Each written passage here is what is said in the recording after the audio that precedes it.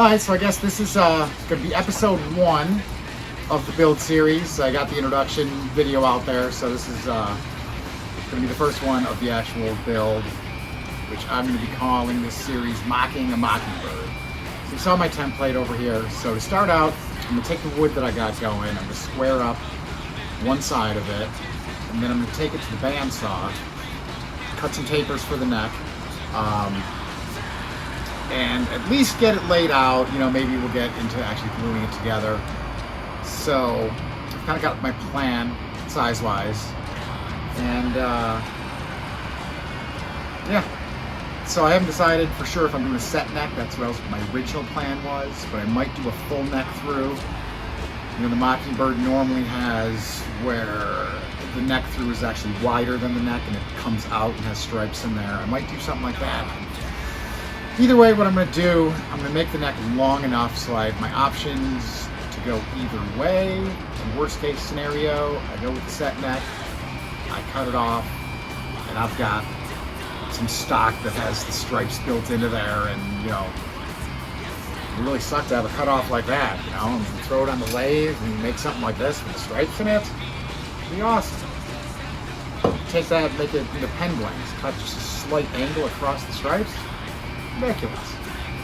So either way, I'm gonna square these things up, start cutting the tapers, lay everything out, and see, you know, how far I get. So let's get to work.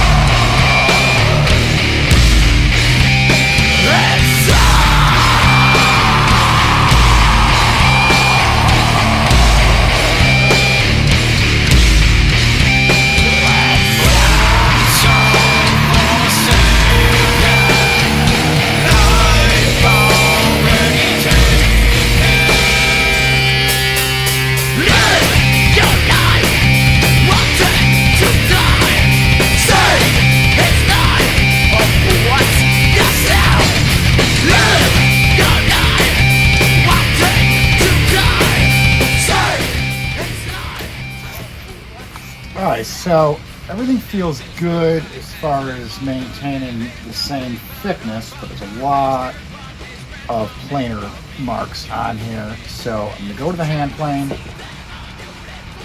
I'm not the best person in the world with one of these. I'm getting a lot better about. I got it set to do like the smallest amount possible. It'll take a little bit longer doing it that way, but I'll get the results. If I was more experienced, I could probably do it faster. But I'm looking for better. So, we're gonna go like this, take some time. Time's 10:45. You're listening to WDOG, smack dab in the middle of your dial. The Mudhounds are next. Cruising down the street. The radio on. Bass moving down to the big old speakers as the kids look on. All the girls really wanna ride with me, but only the blonde with the real cute smile gets the shotgun seat. Yeah, well, she likes, she really likes the radio on. Party all night. It's a real marathon. So we got this sapelli here that I'm gonna be using for the center strike. In order for me to put it on the taper jig, you can see it's too wide to go on here. I can't reference this edge and have it hanging off, it's just too heavy. So I just drew a line on here. I'm going from 1/4 inch on this side to 1/2 inch on this side. I'm just gonna stay a little wide on the line, and if I have to straighten it with a plane, I will. So I'm just gonna do this one by hand and see how good it works. No matter what, I'll make it work. So that's my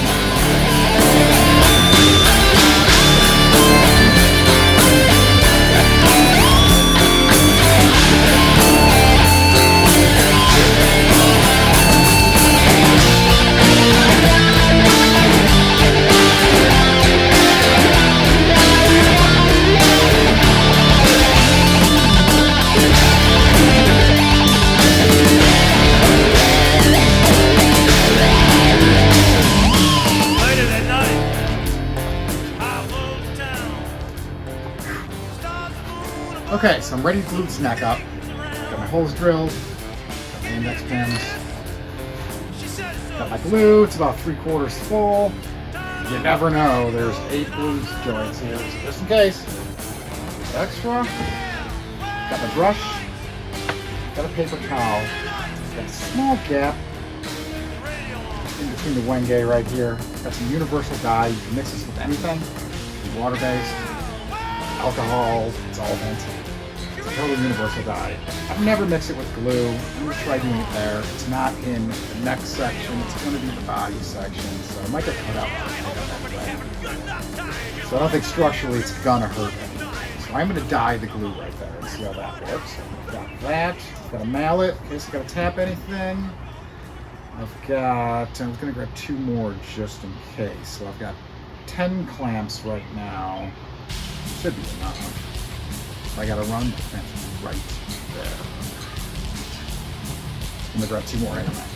Plus they're bigger. 2 more bigger ones. The one's the dead one. I epoxy this one. Whoops. Alright. That will do.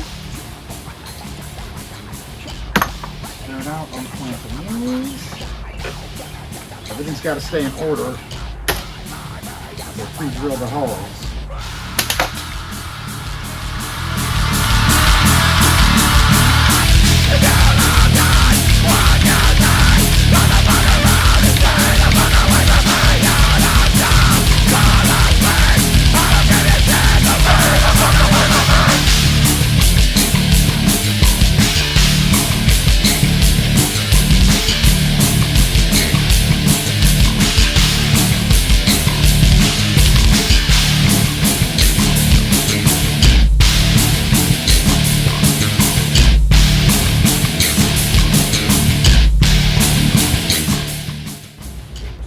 Alright, so here we are. When I was trying to make my files not too big and I was starting and stopping in between the gluing process, I didn't turn it back on for the clamping process. I was squeezing clamps. I mean, you've seen all that. So you know what that is. I got a picture. So now I'm going to unclamp this whole thing, get it flat, get it clean looking, and get a good look at the neck blank so we're going to start it.